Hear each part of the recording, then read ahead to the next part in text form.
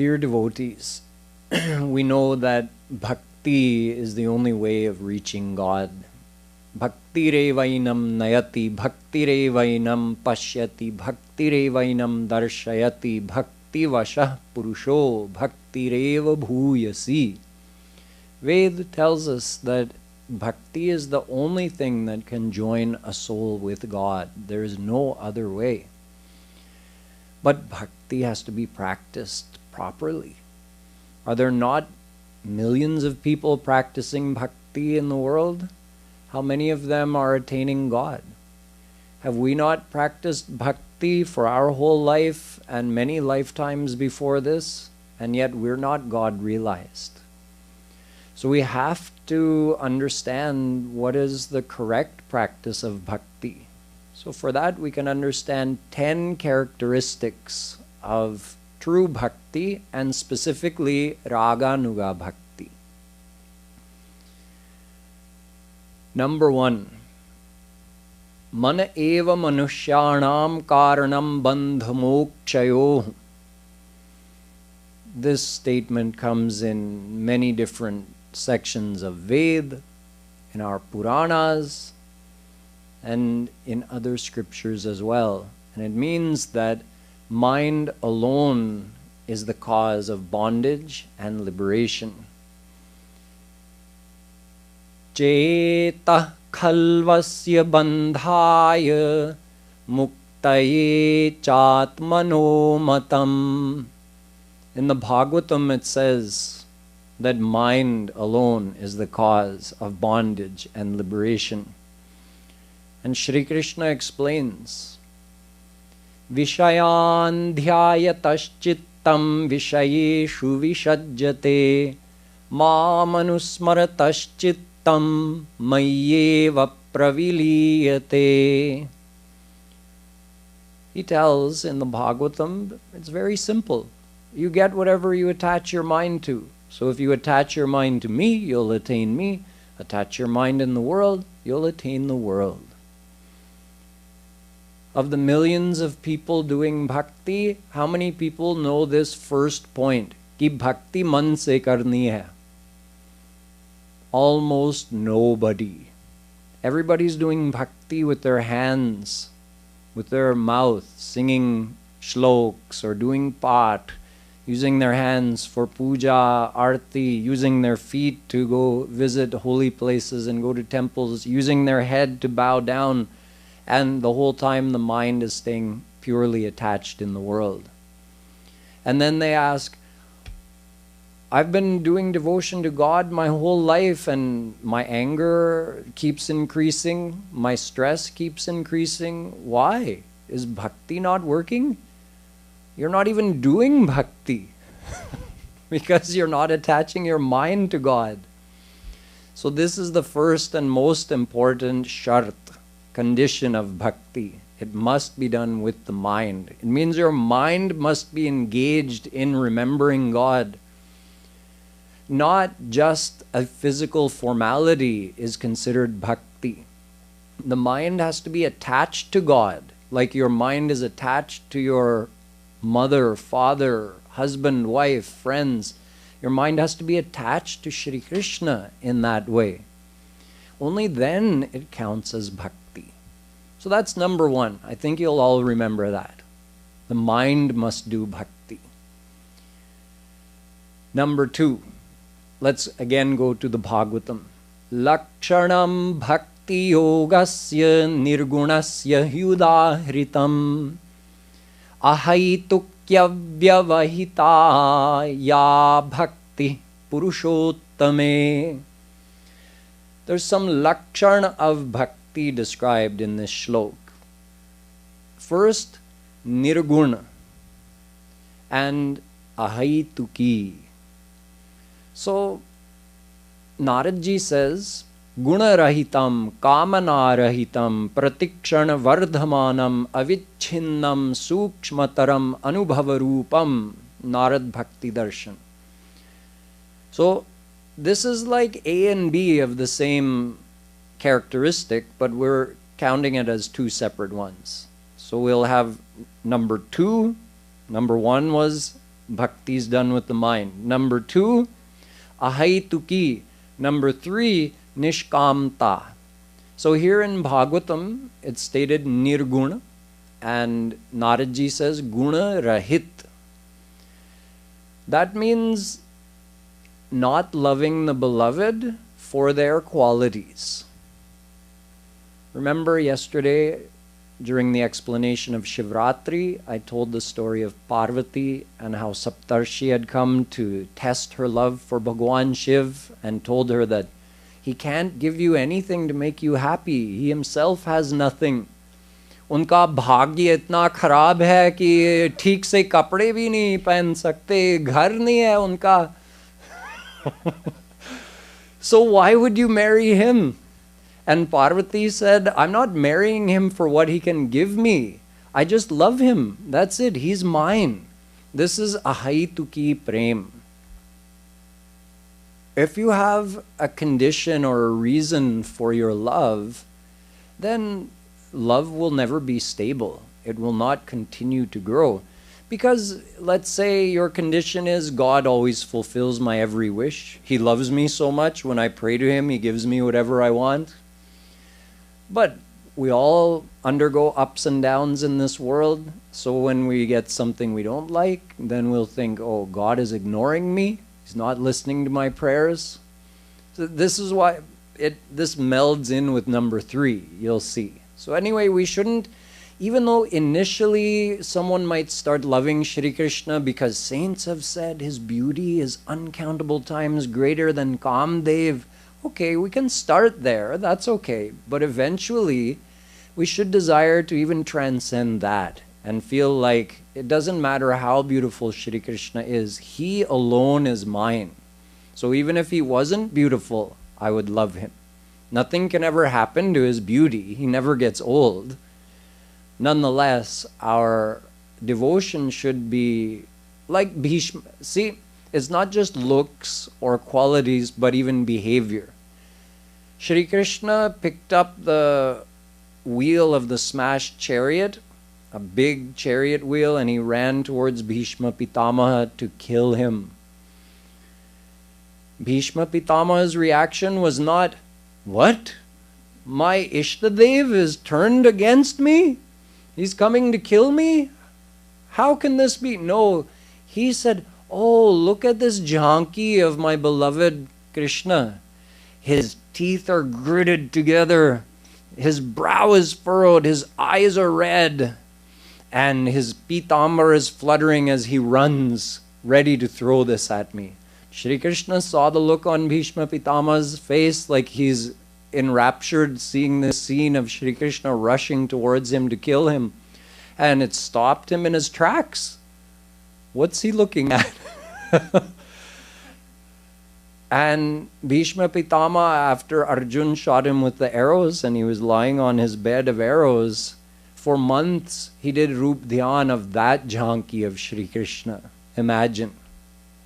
How many people's love will increase if their beloved scolds them, gets angry with them, throws something at them. Bhishma Pitama had such ahaituki prem, even when Shri Krishna was coming at him in that way, his love only grew. So true devotion to God is not dependent upon the behavior of our beloved, nor is it dependent upon his qualities. So we should aspire for this, even if we're not at that stage right now. It's okay. We should understand that this is a characteristic of true bhakti and aspire for that.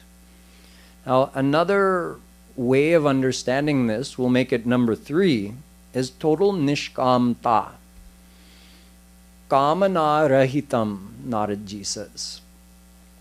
Roop Goswami says, Anyabhilashita shunyam gyan karmadhyanavritam anukulyena krishnanushilanam bhaktiruttama. He's also telling characteristics of devotion. So he says, Anya abhilasha shunyam.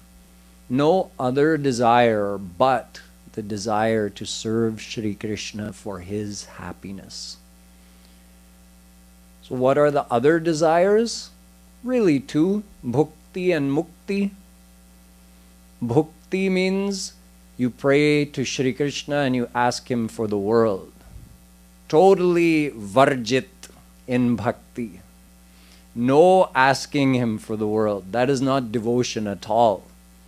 No asking for help with health, wealth, job, family, sickness, boss, job, stress. All these things we ask him for, they're all our doing. We can do it or undo it. Or it's our prarabdha and we suffer it accordingly. It has nothing to do with God's grace. It's merely our own actions and the consequences of those actions that bring all of our worldly situations to bear. We did the actions, we have to undergo the results, good or bad.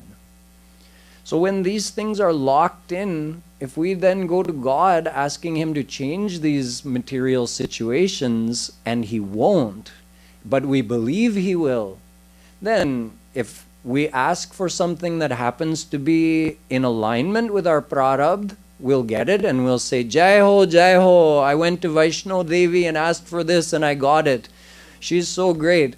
And then we happen to ask for something later that is not in alignment with what's in our prarabdha, and we don't get it, then we say, oh, Bhagwan kuch nahi hota hai.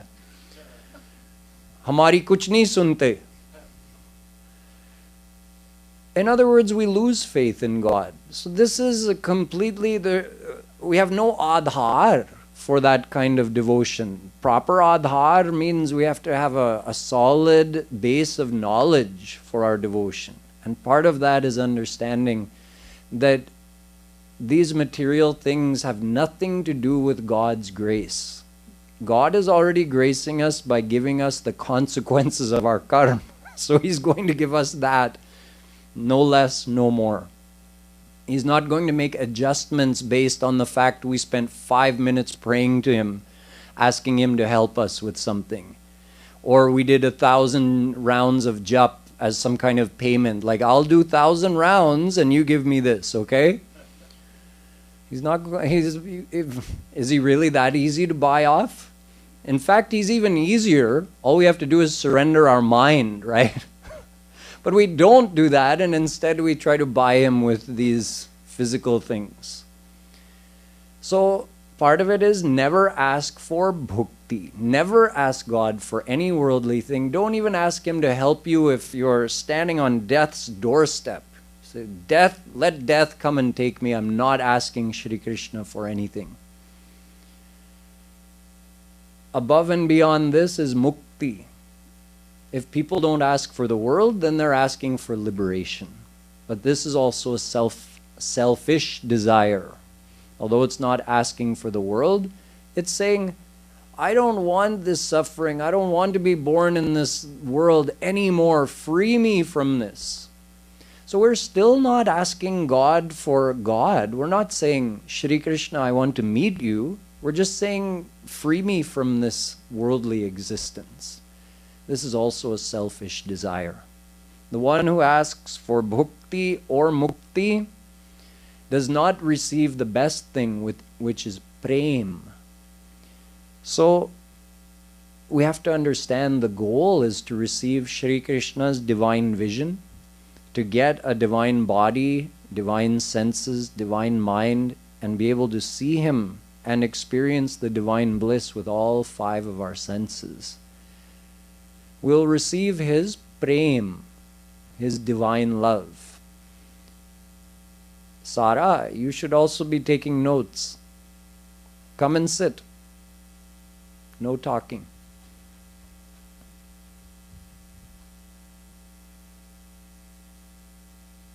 The topmost goal is God's love.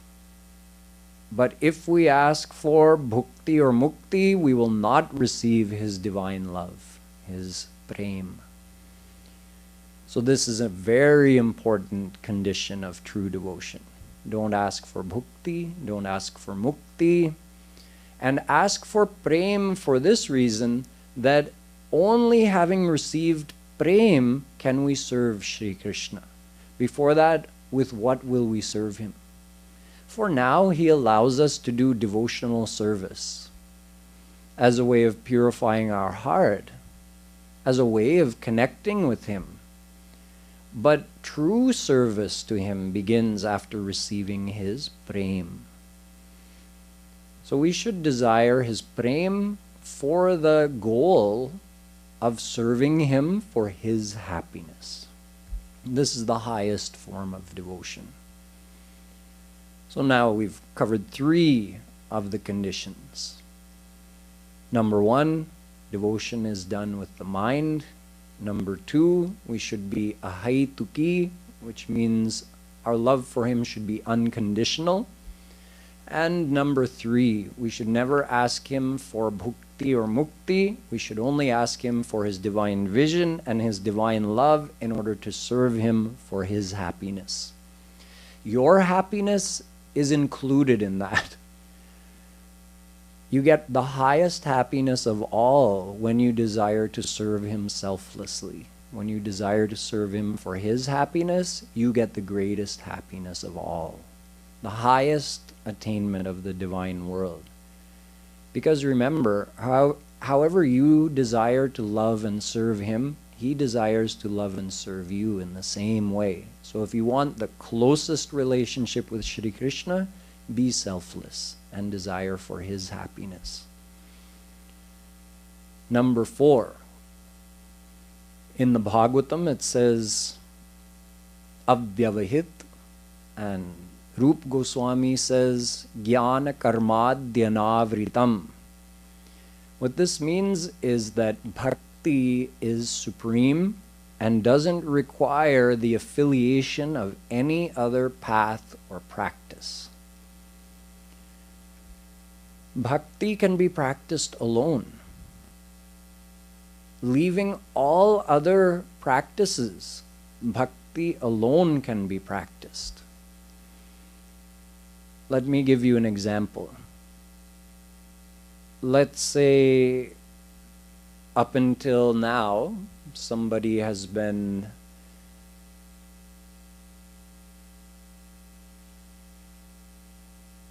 following the rules of, and keep in mind I'm telling you about raganuga bhakti.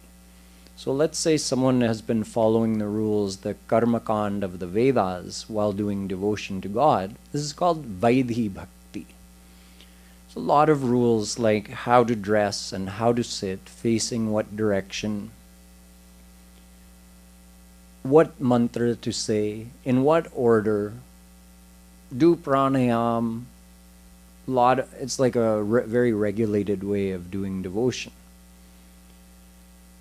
But raganuga bhakti is free from all of these limitations or regulations of Vedas. In raganuga bhakti we say, all you have to do is remember God. If your mind is in God, you've already accomplished the goal of having all of these regulations in place. So you're not bound by those. In raganuga bhakti, the question is your love for Shri Krishna increasing? Don't forget him. Always keep your mind in him. This is raganuga bhakti, and this devotion is supreme. This alone unites a soul with God. So what I mean to say is, if someone is practicing raganuga bhakti, they can abandon the restrictions of all other paths. You can do raganuga bhakti any time of the day, any place, sitting in any position. That doesn't mean to abandon common sense. What I mean by that is, obviously it's helpful to have a routine and practice your devotion according to some kind of schedule so that you get in the habit of doing it every day. And obviously it makes sense to sit alertly when you're doing devotion so you don't fall asleep. And it makes sense to do devotion in a place where you're not going to be disturbed. But what I mean is, there's no hard and fast rule. Like, you have to be sitting in this type of place. It has to be at this time of day. None of those rules apply. Although you may do some yoga asanas or pranayam for health, that is not supplementing bhakti. That's good. If it's good for your health, it's good for your mind, and that's good for your devotion. But bhakti is not dependent on that. That's what it means. That is dependent on bhakti. The bhakti is the main thing. Bhakti ke upar kuch nahi havi hona chahiye. So the rules of Vaidhi bhakti do not overpower raganuga bhakti. Raganuga bhakti is first. All these other rules, यदि वो हमारी भक्ति के अनुकूल हैं तब ठीक है, अनुकूल नहीं है तो छोड़ो. That's what Shri Krishna means by sarva dharman parityajya mamekam sharanam vraj. Leave all the other practices and just come to me. It means just attach your mind to me, leaving everything else. So the one on the path of devotion understands the supremacy of devotion. That devotion is first and foremost. Nothing else decides devotion. If it's helping your devotion, you can add it in. You can adopt it. You can continue to do it. If it becomes an obstacle in your devotion, abandon it. Just like, okay, I have to do this many rounds on jap beads. And someone says, but when I count, it distracts me from doing roopdhyan. It distracts me from absorbing my mind in thinking of Radha Krishna. So if I abandon this practice of jap, which is told in various scriptures, so is that bad? No, it's not bad. वो भक्ति में बाधा हो गया, छोड़ो उसको, त्याग कर दो. This is what I mean by bhakti is supreme and independent. Other practices, like maybe at certain times you may have to, for social reasons, observe certain Vedic rituals, like on the death of a family member, for instance. You're not bound to if you're doing raganuga bhakti. You're free from all of those practices. But you might do it because if I don't, my family, my friends are going to think I'm being disrespectful to the one who's passed away. So you do it to maintain harmony in the family so that those things don't become obstacles for you. But it's not required for the one practicing raganuga bhakti. So there's no interference of yoga, gyan or karm in the path of bhakti. If you're doing raganuga bhakti, those are all subservient. If there's something you add in because it's favorable to your devotion, great. But there's no compulsion to adopt any of the practices of karma, yoga, or gyan. So that was the fourth condition. Can we review? What was the first one? Okay, second one? Or third one? Okay, and fourth one? Bhakti is independent. Swatantra. Okay, the next one. In the path of raganuga bhakti, we do not love God. Yeah, that's the simplest way to say it. Why not? Because you can't love God. God is so great. He is supreme. Would a beggar ever dream of marrying a prince or a princess? No. The beggar realistically thinks, I'll marry another beggar. Someone who matches with me. Why would the prince or the princess ever look towards me? So there's no real hope of connection for that beggar with such a great personality. Similarly, when Arjun saw Shri Krishna's almighty form on the battlefield, in other words, he showed, I am God. Now see me. Was Arjun thinking, oh, my beloved Krishna? No, वो कांप रहे थे. Hey Bhagwan, galti ho gayi. Yeah, he asked, Drashtumichhami te rupa maishwaram purushottama. I want to see your Aishwarya roop. So he showed him his almighty godly form. Then he said, Disho na jane na labhet cha sharma prasida devesha jagannivasa. Please be pleased. Prasanna ho. Enough. I've seen enough. I want to see you as my friend again. So you can be in awe of God, but the same God, that Shri Krishna, that almighty aspect of his personality is only a tiny fraction of who he is. The rest of who he is his loving, playful, lila dhari self. So we love Shri Krishna. We don't love God. Not wrong to love God, but in raganuga bhakti we use 4 bhav to do what? To take the godliness out of God. So quickly, because aap log sab samajhdar hain, you know dasya bhav, loving God as a master and I'm his servant. So now he's not just God for you, you're his direct servant. But closer than that is sakhya bhav. Now God is nowhere to be found. He's your friend, jigari yaar, your best buddy. Then okay, honge Bhagwan apne ghar ke, लेकिन वो मेरा दोस्त है. ये raganuga bhakti hai. This is what sets raganuga bhakti apart from Vaidhi bhakti. In Vaidhi bhakti there's a fear that if I don't worship I'll be punished. If I don't follow all these rules I'll be punished. In raganuga bhakti there's no fear. There's just love. So part of that is adopting one of these 4 bhav to remove this bhagavata from Bhagwan and just have him be your own. So you have dasya bhav, you have sakhya bhav, the next one vatsalya bhav, he's your son.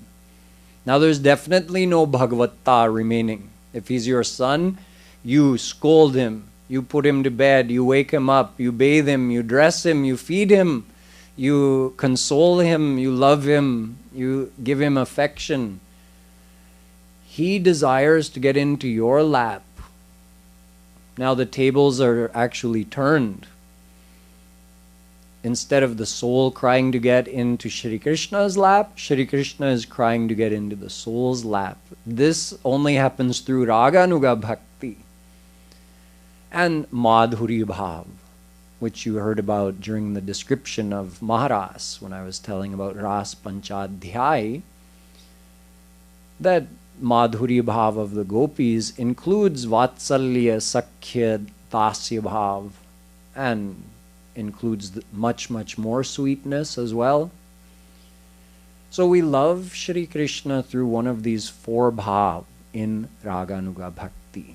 This means that there's a deep emotional attachment. The mind has to be attached, right? So how do we attach the mind?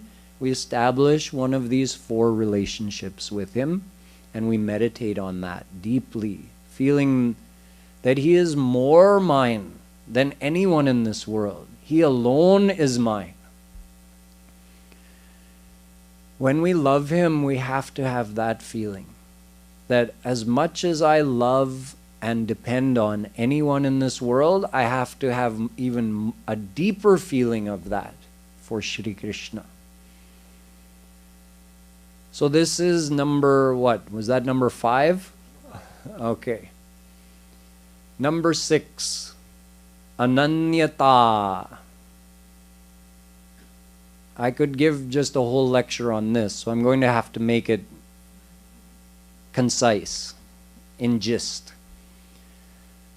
Ananyata is of 3 types. Ananyata means exclusiveness, exclusively dedicated to one only, no other, no anya. So three things: ananyata to the path, the guru, and one's ishtadev.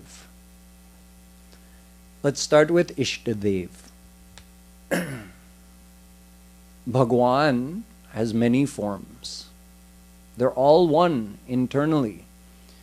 But to do devotion, we have to establish a relationship. We just talked about that. And in a relationship, love will develop if you focus all of your emotions towards that one form of God. If you're worshipping multiple forms of God, your emotions remain diffused. You can never develop the true feelings of bhakti. It just remains as a formality. So we have to choose one form of God.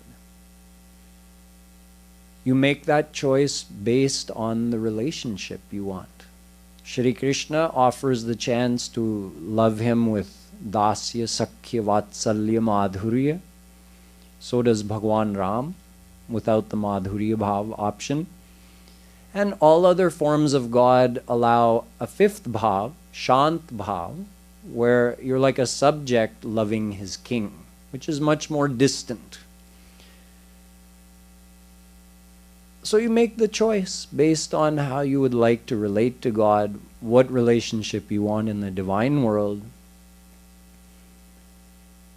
And when you've made your choice, now don't confuse God. Yeah, he's thinking, okay, this person wants me to come to him in this form. Okay, oh wait, now he's worshipping me in this form. So does he want me to come in that form? You're only going to attain God in one form. Okay? He's never come to anybody in multiple forms. He comes in one form. Nor did any saint ever teach to worship more than one form of God. Think of the history. Every saint had their ishtadev and they were exclusively devoted to that form of God.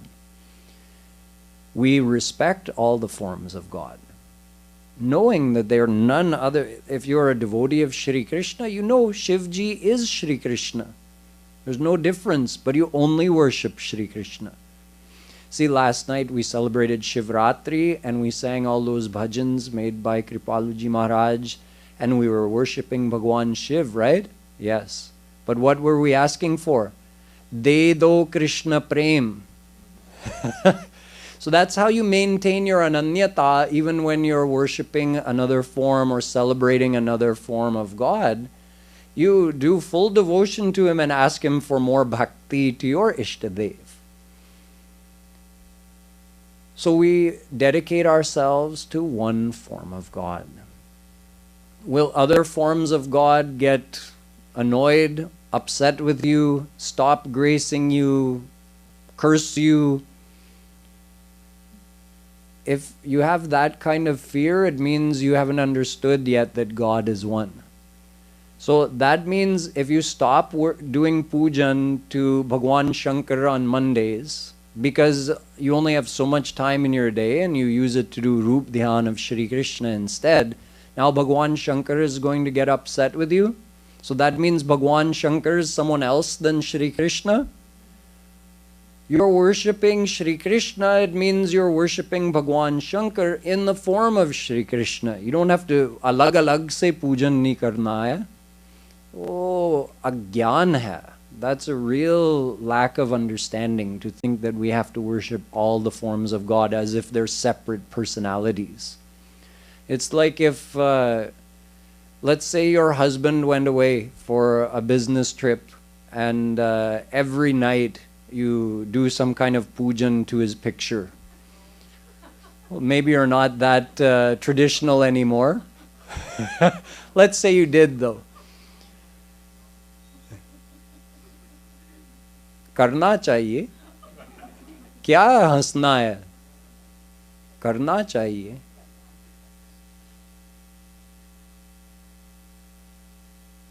let's say he's dressed in a suit and tie and you had another one of him in shorts and a t-shirt over on the side and your husband comes home and he sees what? You were doing pujan to my picture of me in a suit and tie? You put that shorts and t-shirt one on the side? Why didn't you do pujan to both my pictures? You'll say, what are you talking about? It's you. Of course, he won't have any objection. He's not going to say that. He'll say, you didn't put some other man there doing his pujan. It's just another picture of me, right? So, Shri Krishna, Shivji, Vishnu, Durga, they're not, उनको कोई एतराज नहीं होगा. हमको शायद पागल समझते हैं कि देखो हर रूप में क्यों पूजन कर रहे हैं. So they're all one. So you choose one form. Now it's okay if you're not at that stage yet where you're doing bhakti to attain God. You're doing it as a formality, as a kind of good karm. ठीक है, सबका पूजन करो. But if you're doing it to attain God, then you have to focus on one Ishtadev, leaving all others, respecting them, but focusing all of your time, energy, and emotions towards one form only. So that's Ishtadev. No problem with changing either. No one's going to have any problem with that. Problem isme hai. Bhagwan ke paas problem nahi hai. Now, ananyata for the path. I was describing that bhakti is supreme. So we don't have to mix in practices of other paths. In fact, we should just practice devotion and leave all the other practices if our goal is God realization. Then, of course, you have the question of progress. You can't walk on more than one path at a time. If you're walking down a path and it splits, can you walk both ways at once? No, you either walk this way or you walk that way. So follow one path. Stick to that.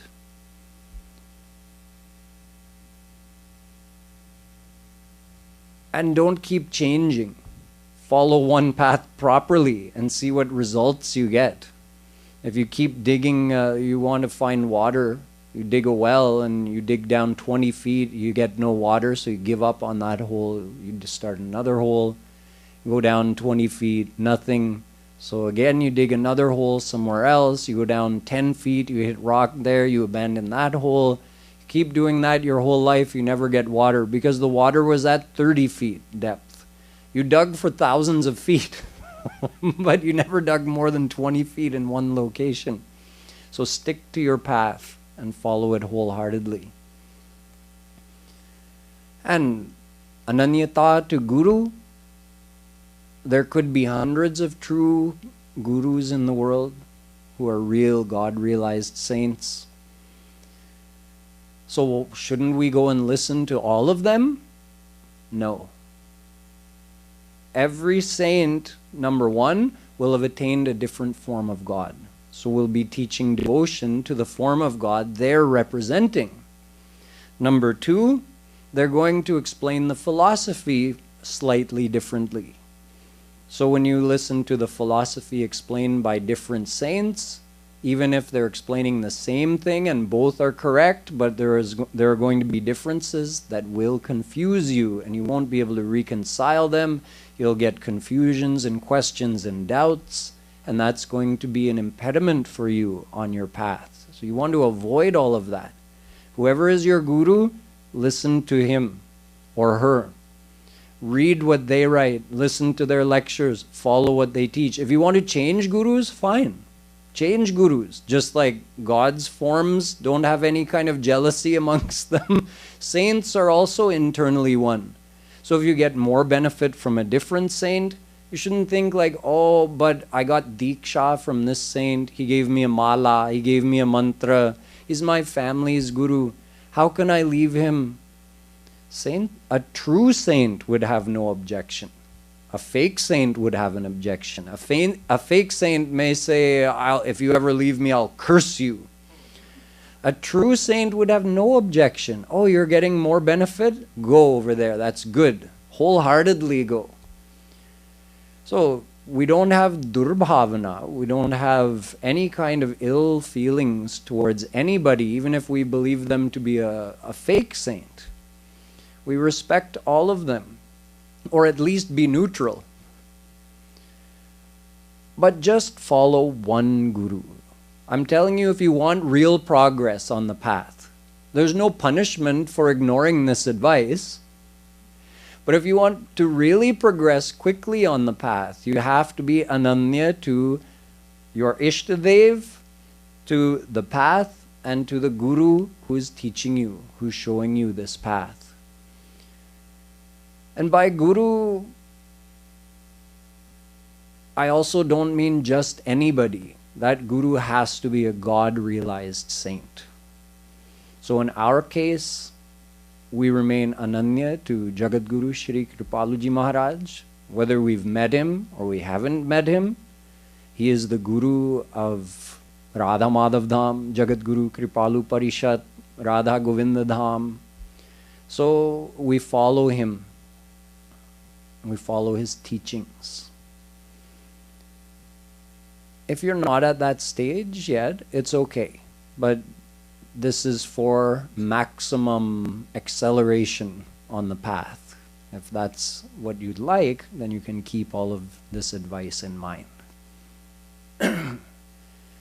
So ananyata was the 6th. What was the one before that? Okay. Yes, that's right. Bhakti is supreme or independent. And the one before that? No, we missed one. We attach to Bhagwan, we love Bhagwan Krishna, and it stands without his godliness. There. We don't love God, right? We have to use one of the 4 bhav to remove his godliness. That in raganuga bhakti, that's what we do. So before that was bhakti is independent. Before that was niskamta. Before that was ahaituki. Before that, mind alone does bhakti. Okay. What's left? Number 7, roopdhyan. We have to do roopdhyan. Roopdhyan is a tool on the path of bhakti. So it has to be employed daily. We have to close our eyes, picture Radha, Krishna, think of their leelas, make up a new leela if we want. Think of them in modern dress, traditional dress. Think of them in their divine world. Think of them in this material world. It doesn't matter as long as we're thinking of them. And we battle with our mind. Mind goes in the world, we bring it back. Mind doesn't feel like doing roopdhyan, we scold our mind. Tell it, you've taken the time out to sit here to do devotion, at least do it properly. Make the effort to do roopdhyan. Maharajji says, pratigya karlo. That when I sit to do devotion, I'm going to do it with full effort. Even if it's hard, make your mind do roopdhyan. Eventually it gets easier the more you practice. But roopdhyan is it's like the engine of the devotional practice. Through practicing roopdhyan, we get more devotional experiences actually. The real heightened experiences or intense experiences that inspire us that we're really getting somewhere on the path, and there's so much more that we can get in the future. Those experiences come when we sit and do roopdhyan. Of course, along with kirtan is the recommended way to do it. So roopdhyan has to be practiced every day as a karma sannyasi, leaving all worldly activities, sitting in a quiet place, putting on some kirtan or doing live chanting yourself, and just doing roopdhyan.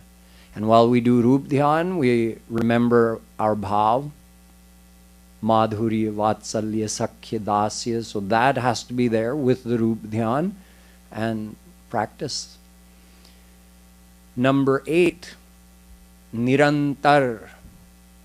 Devotion must be constant, which means that we're not only practicing bhakti during that time when we sit and do roopdhyan. Because bhakti is not a formality to be completed. Like, okay, I sat from 6 a.m. to 7 a.m. and I did roopdhyan. Now I'm good until tomorrow morning. some practices are like that, right? Okay, I did yoga, I did 1 hour of asana, I'll do more tomorrow, but now I'm done for the day. I don't do 24 hours a day yoga. Same thing with karma kand. Bas ho gaya sandhya. I said the mantras, I did the rituals, bas ho gaya until next time. Bhakti is not like that. Raganuga bhakti is continuous because it's loving attachment of the mind. Do you love your son or daughter or husband or wife or mother or father according to a pre-timed schedule? That I will love them between these hours and forget about them between these hours? No. When you love someone, they're always in your mind. So Shri Krishna should always be in your mind as well. Even if now we're not at that level, because our mind is actually not that attached to him, so we don't naturally remember him all day long, but we should understand that that is the goal. We have to keep practicing roopdhyan every day until we get to the point where our attachment has grown so deep that he never leaves our mind. We always feel that attachment. We remember our relationship with him and we always feel him near us. We get to that stage if we practice roopdhyan every day. So Shri Maharajji also says, until we get to that stage, just adopt a couple of techniques at certain intervals throughout your day, every 60 minutes or 30 minutes or 15 minutes. Set an alarm on your watch or your phone and stop what you're doing for 5 seconds and remember that Shri Krishna is with you, and then go back to your work. So until we get to that level of natural, unbroken remembrance, apratihata, Bhagavatam says, avicchinnam, Naradji says, until we get to that level, we have to adopt some of these techniques to remind us of Shri Krishna throughout the day. When you have a few minutes free, even though it's not your set sadhana time where you sit and do roopdhyan, but you have 5 minutes, close your eyes and do Radhe breathing. Radhe, Radhe, and do roopdhyan for a few minutes if you have a break. So in this way we try to remember Radha and Krishna throughout the day. This is nirantarta, unbroken remembrance. It's also called karma yoga. So we practice karma sannyas, doing ekant wali sadhana, where we sit alone, or even if it's in a group, it's away from worldly activities. And we do karma yoga wali sadhana, remembering Radha Krishna and Guru throughout the day. So that was number 8. There are 2 more. Kusang se bachana. That's number 9. Avoid kusang. Avoid bad association.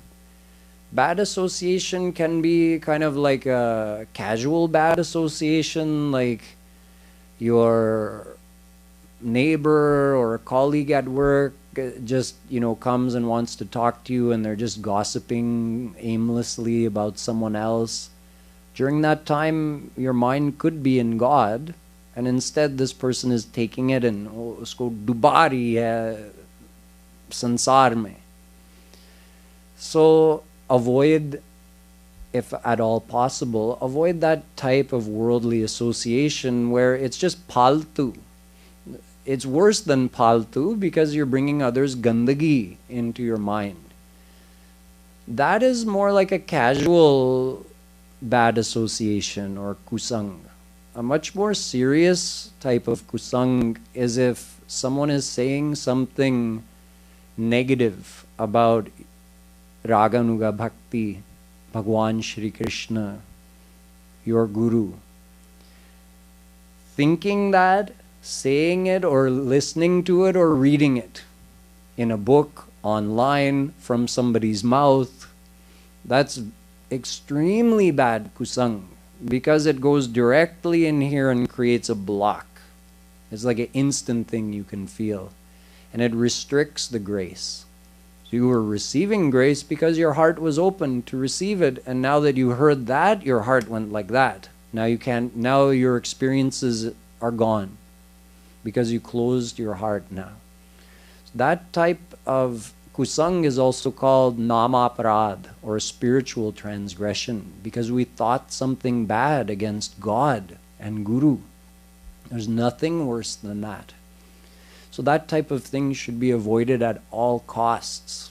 We have to keep our anukulena.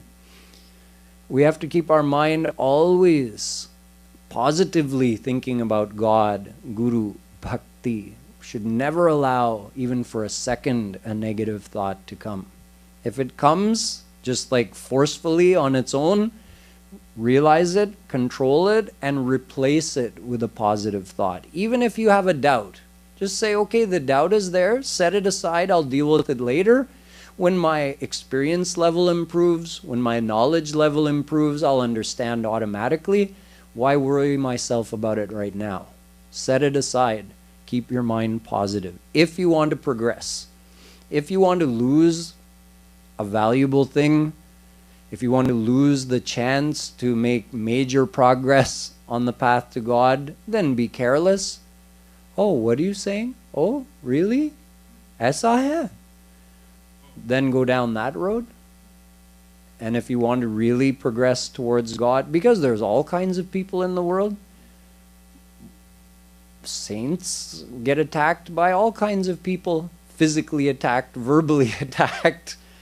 So there's all kinds of people. There are devotees and there are the opposite of devotees. And the opposite of devotees like to oppose true saints, oppose God, say bad things about God, about God's leelas, about God's saints. So avoid that. Know that it's extremely damaging to your own devotion, and avoid it. So this kusanga se bachana is extremely important. And the last thing, yasya deve para bhaktir yatha deve tatha gurau tasyaite kathita hyartha prakashyante mahatmanah.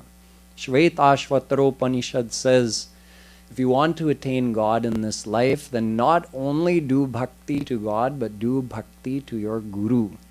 Yasya deve tatha gurau. Yatha deve tatha gurau. Exactly the way you worship God, worship your Guru. So I'm again not talking about me. I'm talking about a true Guru, Kripaluji Maharaj. Again, not everybody is at that level. Some of you might be hearing this for the first time. But I'm saying when you get everything aligned, like, oh yes, I want to practice this raganuga bhakti and I want to do madhuri bhav devotion to Radha Krishna and I want to be ananya. There's another piece that might be missing. Even if you have all the knowledge, you're practicing everything correctly. What is it called when you have, you want a chemical reaction and you put all the required ingredients, a catalyst. So if you don't put the catalyst in, the reaction doesn't take place. So there's a catalyst required. That's Guru's grace. You can say Guru Bhakti. The Guru's grace is such an important catalyst that even if we know the process of roopdhyan, and we know all these conditions of bhakti and we're trying to follow it, but in our heart we don't have that Guru Bhakti, the true devotion will not grow in the heart. The Guru is important. Shri Krishna says, Tadvidhi pranipatena pariprashnena sevaya upadekshyanti te jnanam jnaninas tattvadarshina. If you want to know me, you have to come through the Guru. You have to pranipatena, fully surrender to the Guru. The topic of Guru is a whole other week-long session. But, you know, we have this many times hesitation to surrender to a Guru. Yet, in the world, we have no such hesitation. We surrender to our spouse. We surrender to the doctor. We surrender to the mechanic. Wherever there's an expert in a field that we're unfamiliar with, or wherever there's someone who has something we want, like happiness, we surrender. We become sharanagat. We follow whatever the doctor's saying. We set our buddhi aside, or we join our buddhi with the doctor's buddhi. We join our intellect with the mechanic's intellect. Yes, Guruji, whatever you say. And yet, when a true spiritual guide comes, then we feel like running the other way. Oh, I'm supposed to surrender? What? हम लोग नाक रगड़ते हैं पापी संसारी जीवों के आगे, और भगवत प्राप्त महापुरुष के आगे शरणागत नहीं हो सकते हैं. This is only because of the impure condition of our heart.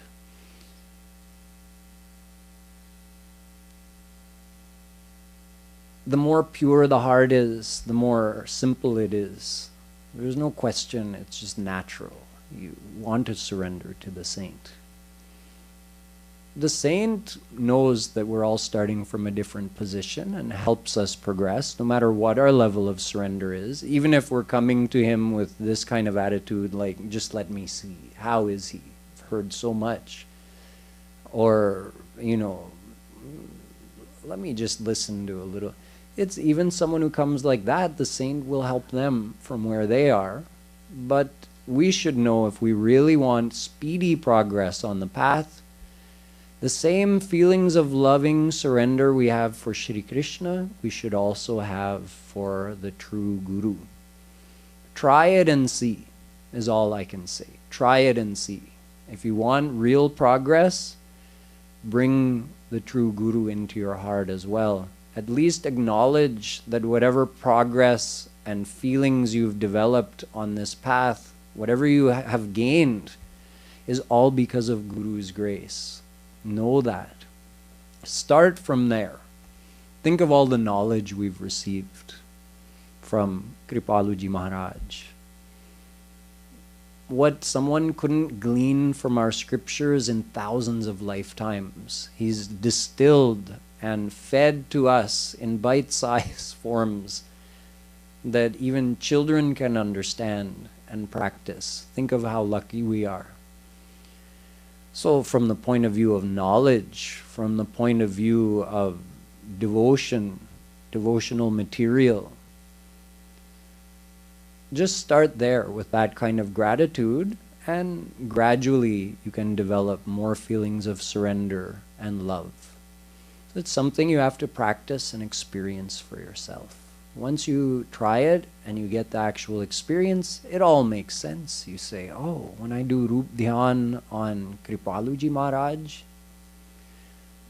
that really elevates my devotional experience even more. You'll see for yourself. So just like the food, if the food tastes good, you want to eat more, right? So when you practice something and you get good results, you say, oh, that's why they're saying to do that. I was so scared of doing Guru Bhakti, but look at the internal results I'm getting. So then you understand what it's all about, and all those doubts and reservations, they start fading away. So all of this advice that I'm giving to you here tonight, this is merely advice. It's something for you to take note of and keep in mind, so that you can analyze your own progress and see, if I want to go more quickly on the path, you can see, am I doing all of these 10 things? All 10 have to be in place for swift progress. If you're not ready and you just want to, wherever you are, you're maybe implementing a few of them, your progress won't be as fast, but that's okay. Whatever you're ready for, you do that. There's no punishment for not doing it. There's no consternation or, unacceptance from anyone for whatever your level is. So none of what I said tonight should be taken as any kind of order or, something that you need to be afraid of. It's just things to keep in mind. And if you want to progress more quickly, then you can apply them and see the benefits for yourself. So let's have one last review, and then we'll wrap things up. So let's start from number 1. Number 1 was? Okay. Number 2? Which means? Unconditional. Yes. Yeah, unconditional. Number 3? Niskamta, which means? Yeah, don't ask for anything from God. Just love Him for His happiness. Desire to serve Him for His happiness. Number 4? Swatantra. That's right. Bhakti is independent, supreme. Number 5? Relations. That's right. Bhagwan ki bhagwatta ko nikal kar pyar karo. And for that we use one of the 4 bhav. That's right. That's the next one. Ananyata. So 1 Ishtadev, 1 path, 1 guru. Number 7. Roopdhyan. That's right. Number 8. Nirantar. Number 9. That's right. And number 10. Guru Bhakti. That's right. And please keep in mind, Guru Bhakti is not for me. Yeah. That meri bahut badi bhool hogi if I give the impression that anyone should attach their mind to me.